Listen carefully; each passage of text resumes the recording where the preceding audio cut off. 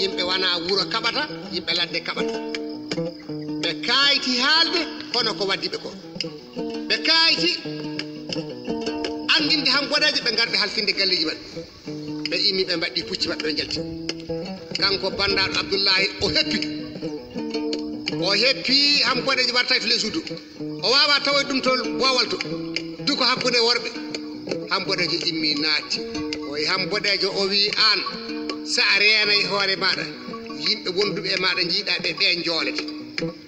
aɗa andi ɓe kaldannoɗa joni ɓe ham boɗejo wi yallah hoɗum ganmi o wi anda ko gadɗa ko andan joni sa Allah jaaɓi o wi yallah hoɗum ganmi o wi maccuɗo ma o haaldannotoɗo ɓe aɗa andi ɓe o wi mi anda o wi silama ko arɗo e pullori galo ha o minen pinti minen picci mbiɗa andi tagu maɓɓe sanne mbiɗa andi gikku maɓɓe a yii wonno ko maccuɗo maɗa wi soɓe mbawi waddude e wuro ngo ko wona jaam ko a tawan eɓe mbawi waddude e wuro ngo ko wona jaam nokku furɗo bode ñalloy hande ɓe jahan ɓe gadda ɓe beddo nder wuro maɗa ngo hande bode ñallan wuro maɗa ngo hande jaam ñallata ɗo walata ɗo a reena yimɓeɓe reena huno koma ɗum ne dewtere hoore mun haalani en wimo lisanuka asaduka wa in lam taakuluhu yaakuluka ɗemgal maɗa kañum woni mbarodi maɗa sa ñamay ɗum ta ñamete ɗiɗo haalulaji Samba Sade Gangi wakkatiji fu heddo mbiɗa diwto mi haalanima ko ɓooyi mbimi harbulli jaami li sahibil huyuli duko labale jomen pucci wodane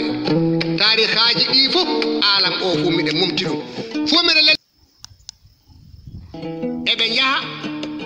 faa ɓe ngari ɓe jotti nayyi silama ka ana wiya pullori hono gatten pullori ana wiya silama ka hono gatten faa ɓe coyi waynaɓe wuro ngo ɗoyni ana gondi e nayyi silama ka wi ayyo waynaɓe wuro ngo nani jeehen kono yen nayyi maɓɓe ɗi jaaden e mum faa ɓe anda eɗen mbawi waddude e wuro ngo ko wona jaam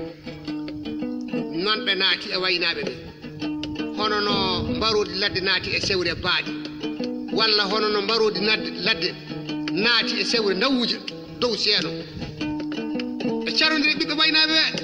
mor waɗi morso wonde caɓe keccitto mo dogali fu lakara baɗi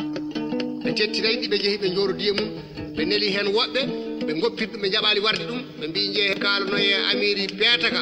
mbiyon amiri peetaka nayi makko ɗi mbaali ladde ɗi garta hande minen ɗo min mbalno fof min gaɗi dillere ɗo min mbalno fof min gaɗi konu waynaɓe ɓe kooti ɓe mbi yimɓe ɗiɗo jani e amin minen fuu kaɓi e amin